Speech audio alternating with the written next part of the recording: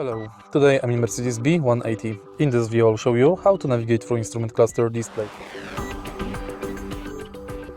At the beginning, take a look at the left side of the steering wheel. Right here we've got this panel. Press left and right arrow button to change menu on the instrument cluster and top and bottom arrow to navigate through current menu. Right here we can find audio menu, telephone menu, assistance menu, service info, settings, trip info, navigation, that's it. In each setting you can find in settings, instrument cluster, light, vehicle convenience, factory settings. Then in trip you can find current trip info, odometer, consumption and range, eco display, from start info, from reset, digital speedometer, and that's it. Then you can manage navigation, change radio station and manage your telephone.